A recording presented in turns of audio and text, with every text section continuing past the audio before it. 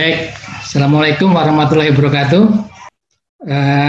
Bapak dan Ibu sekalian yang saya hormati, teman-teman sejawat, ya, saya sebagai pembicara ketiga tentunya ini akan menyampaikan terkait dengan, masih sama topiknya terkait dengan isu-isu stunting, ya. Jadi yang akan saya sampaikan adalah berjudul bagaimana peran ahli gizi, ya. Jadi ini topik yang akan saya paparkan kepada teman sejawat Bapak Ibu sekalian di pertemuan simposium pada pagi hari ini. Nah, jadi tentunya penanganan stunting selain memperhatikan menjadi fokus kita adalah penurunan angka stuntingnya itu sendiri, ya, tetapi harus diimbangi juga dengan peningkatan kualitas datanya seperti itu. Ya. Kenapa?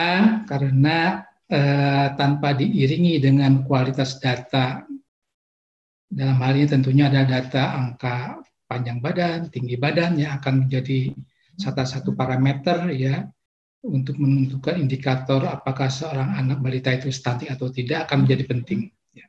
Karena kualitas data ini akan menentukan interpretasi kita, ya, dalam membaca data-data stunting itu sendiri, ya, maupun berdampak pada kebijakan yang diambil oleh para pengambil kebijakan. Oleh karena itu, sebagai seorang ahli gizi, tenaga gizi, ya, tentunya ini kita harus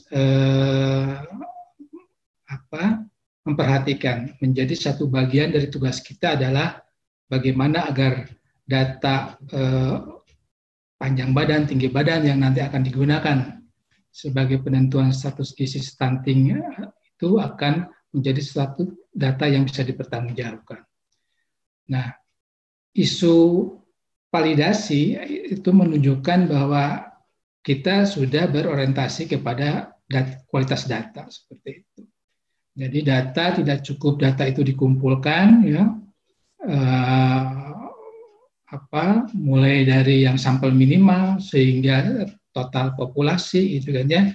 Tetapi yang menjadi hal penting lainnya adalah kualitas data seperti itu.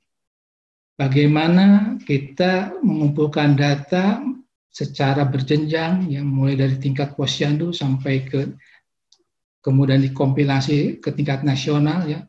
Bagaimana beberapa data itu menunjukkan sebaran yang adanya sebaran yang di luar, kita sebut dengan outlier seperti itu. Nah, ini akan menyulitkan dalam pengolahannya. Sehingga tentunya nanti peran validasi data ini menjadi penting. Oleh karena itu, ini akan menjadi topik yang akan saya sampaikan di pertemuan kali ini. Peran ahli gizi sebagai validator pengukuran antropometri gizi. Ya, tugas pengukuran antropometri ini menjadi sebagian tugas dari seorang ahli gizi tentunya, ya. Ini akan digunakan untuk mengkaji dan mendiagnosis seperti itu. Di samping nanti tentunya akan melakukan pengukuran dari survei dari asupan atau melalui survei konsumsi. Nah, dua tugas ini tentunya akan bersinggungan nanti dalam penanganannya, tetapi di tatap muka kali ini saya akan menyampaikan mengenai pengukuran antropometri gizi. Nah, ini tadi yang terkait yang disampaikan oleh Dr.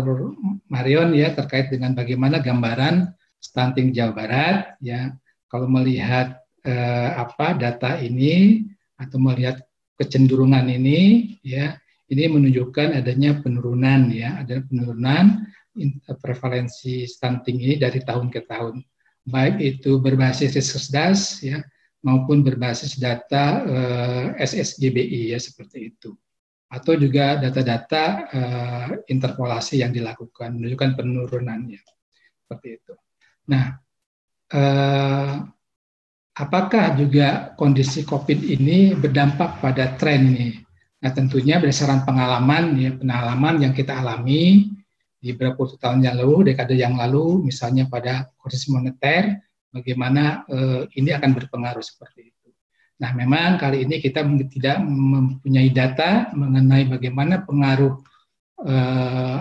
pandemi COVID ini, ya, yang tadi saya di awal menyampaikan bahwa ini akan memberikan dampak terhadap berbagai sektor, termasuk sektor ekonomi, sektor sosial budaya dan lain sebagainya. Ya, ini akan berimbas juga kepada angka stunting. Nah, mudah-mudahan ini bisa dijawab ya oleh SEGBI yang dilaksanakan pada tahun 2021 ini bisa dijawab. Ya, ini tentunya kondisi ini dalam 2 tahun ini, ya 2 tahun berjalan ini akan memberikan dampak atau tidak terhadap turun angka stunting. Tetapi semua kesimpulan ya bagaimana perkembangan, bagaimana keberhasilan penanganan stunting ini sangat ditentukan oleh ukuran-ukuran antropometri yang kita akan kumpulkan seperti itu. Oleh karena itu, pentingnya ukuran-ukuran ini menjadi indikator utama dalam penilaian keberhasilan turun angka stunting, sehingga indikator ini harus dikawal. Tentunya dikawal dengan kualitas data yang semakin baik. Kalau ini tidak diiringi dengan kualitas yang semakin baik, maka ini akan menjadi satu beban bagi pengambil kebijakan. Itu terkait dengan stunting. Nah, kemudian saya akan mencoba untuk menjelaskan bahwa pengukuran antropometri ini merupakan ukuran utama ya yang digunakan dalam penentuan angka prevalensi stunting. Ya. Sebagai seorang ahli gizi tentunya antropometri ini tidak aneh ya, karena di setiap siklus siklus asuhan gizi itu pasti akan bersinggungan dengan ukuran-ukuran antropometri ini, mulai dari assessment ya, bagaimana kita menggunakan ukuran-ukuran antropometri tubuh sebagai yang harus kita kumpulkan dengan menggunakan metode yang tervalidasi ya, dengan menggunakan teknik yang juga yang tervalidasi sehingga menghasilkan data antropometri.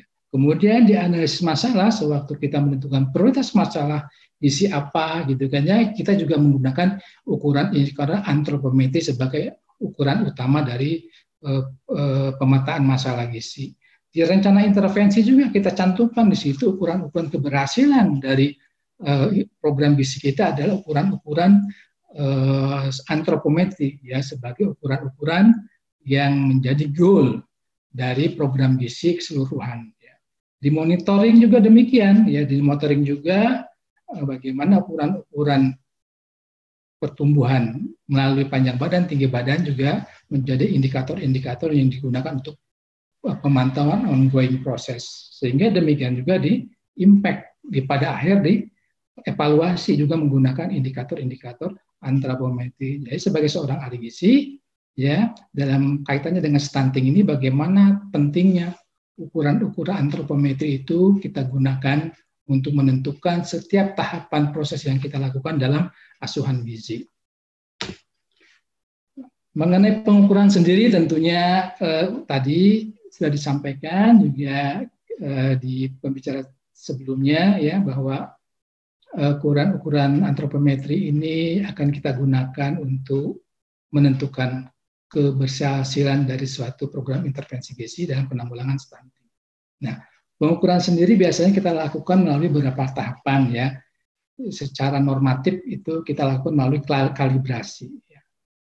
Tadi saya sampaikan kita sudah berorientasi pada kualitas pengukuran, maka harus dimulai dengan proses kalibrasi. Kalibrasi adalah proses menilai akurasi suatu alat atau instrumen ya, kita membandingkan performa alat tersebut dengan alat standar ya, kalibrasi.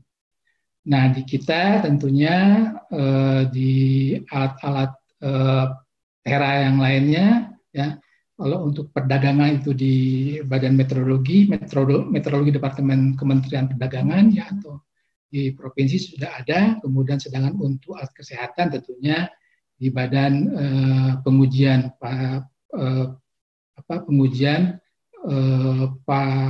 fasilitas kesehatan ya, seperti itu.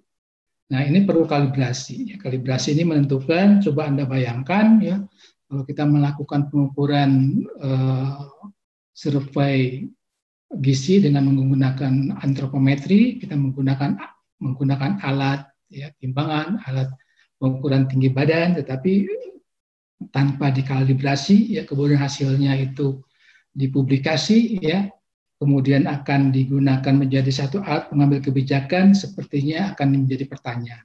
Sampai sejauh mana alat yang digunakan itu dikalibrasi. Demikian pentingnya kalibrasi, ya, di awal sebelum kita melakukan kegiatan pengukuran, itu menjadi satu kewajiban seorang ahli gizi, di mana bertugas untuk melakukan kalibrasi secara regularly, seperti itu. Kemudian tahap berikutnya dalam pengukuran yang cukup penting adalah verifikasi. Ya, verifikasi ini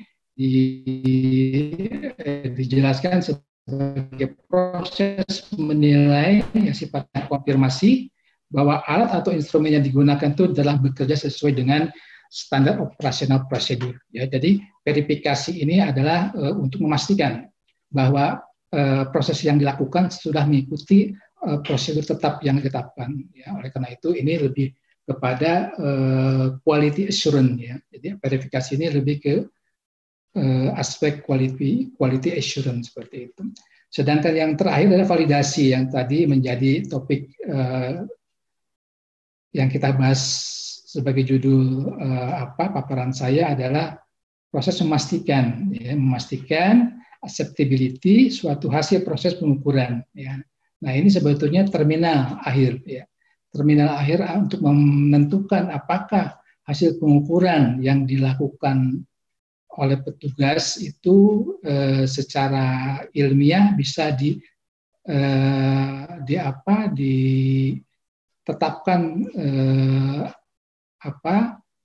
kebenarannya, seperti itu, ya. Validasi. Nah, ini ditentukan oleh seorang validator. Jadi seorang validator dalam hal ini tentunya adalah juga sebagai seorang ahli gizi, dia harus memahami mulai dari proses kalibrasi, verifikasi, dan sampai validasi, seperti itu.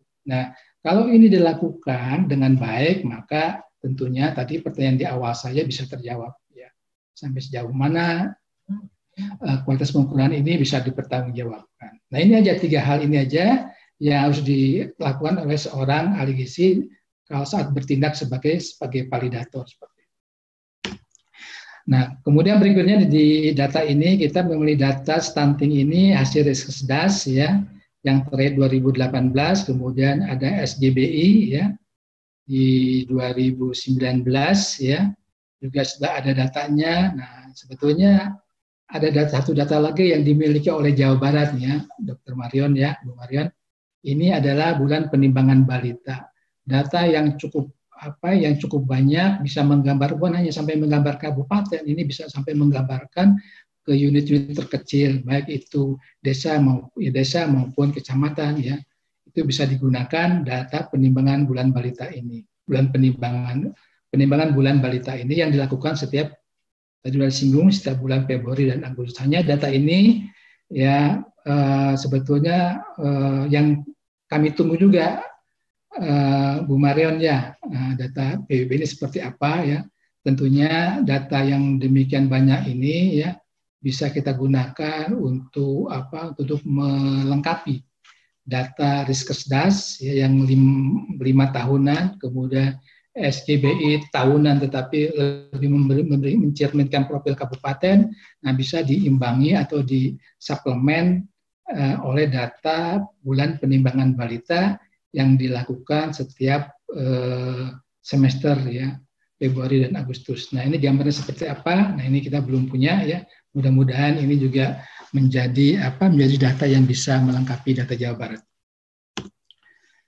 Nah, kemudian mengenai ambang batas yang penilaian, ya, ini ambang batas normatif, ya, normatif bahwa kalau kita bicara mengenai validasi, tentunya sampai sejauh mana toleransi validasi itu. Ya. Secara umum biasanya menggunakan angka 10% sebagai cut off, ya.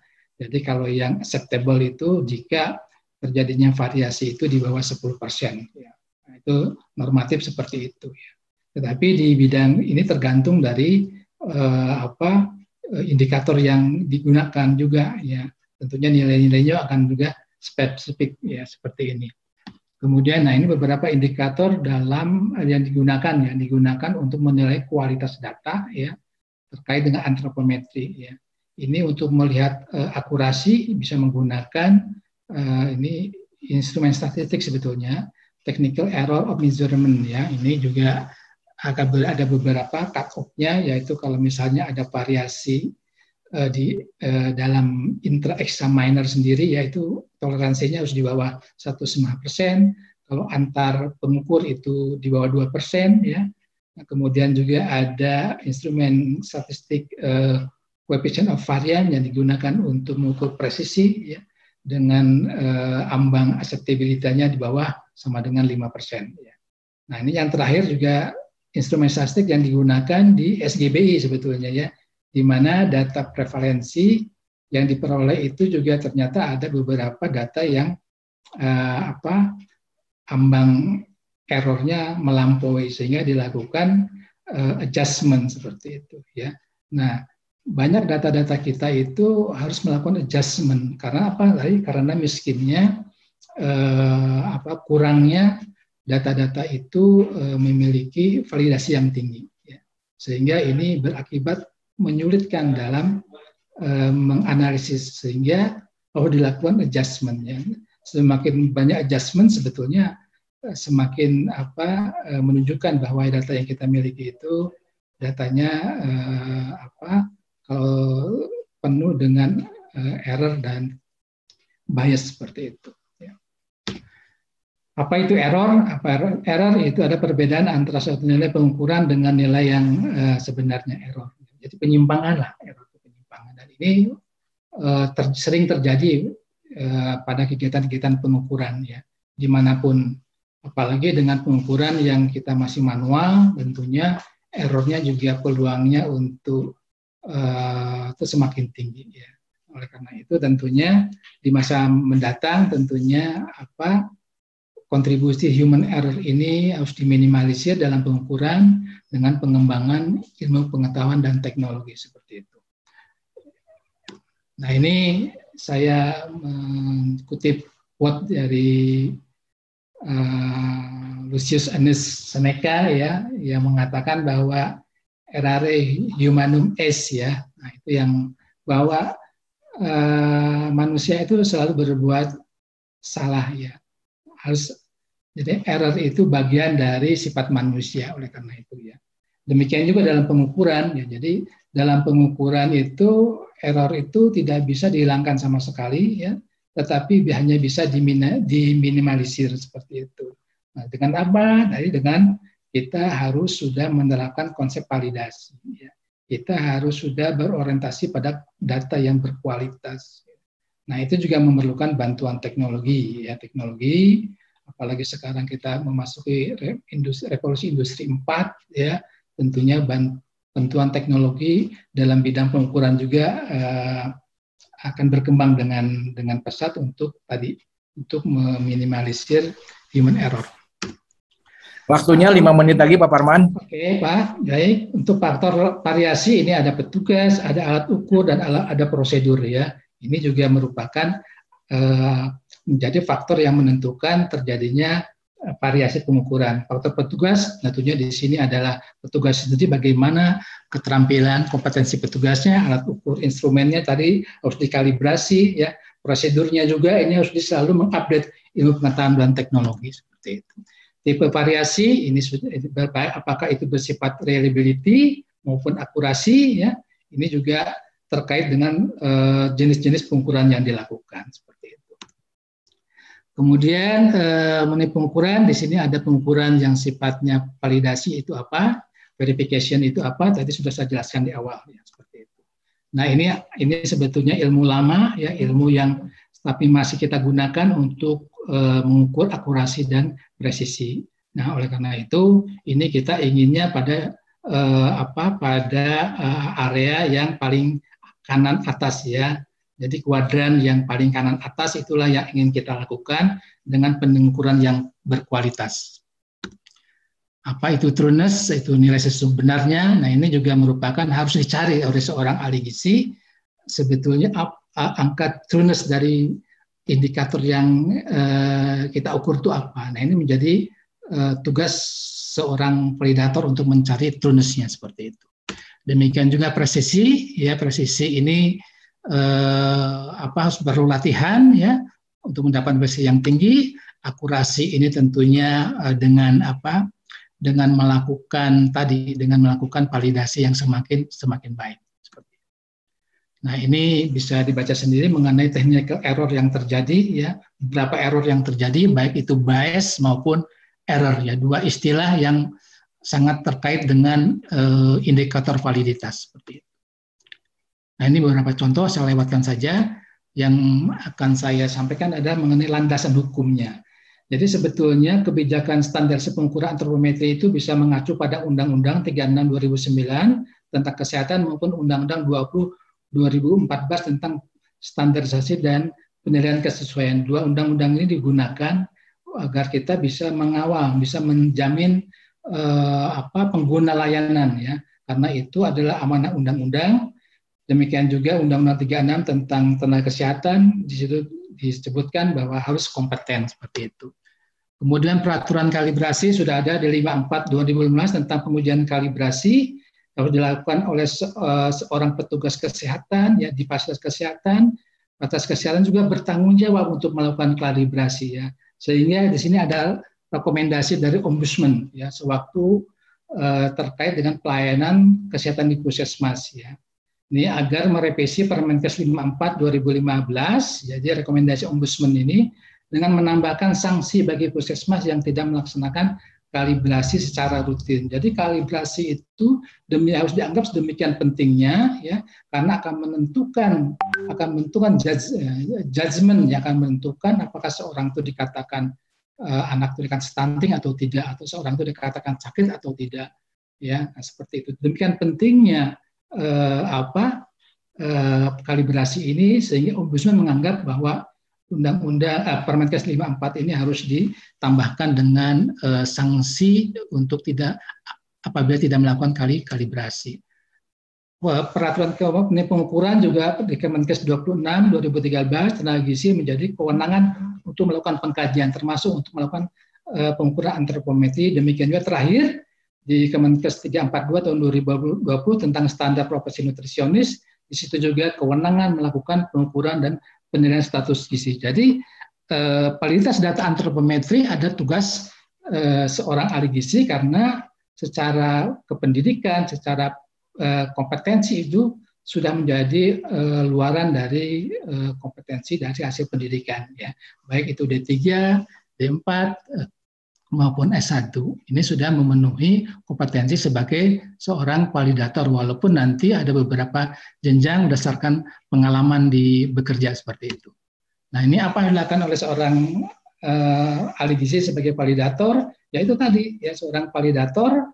Kita kalau divalidasi itu nanti itu sebetulnya hasil akhir, susah bagi kita untuk melakukan adjustment, tapi harus kita lakukan bagaimana kita memperbaiki ke arah hulunya, yaitu ke arah kalibrasinya. Jadi kalibrasinya dilakukan dengan baik, kemudian verifikasi prosedurnya harus dilakukan, dan hasilnya akan tentunya hasilkan pengukuran yang bisa dipertanggungjawabkan. Seperti itu mungkin paparan singkat dari saya. Nanti terima kasih. Wassalamualaikum warahmatullahi wabarakatuh.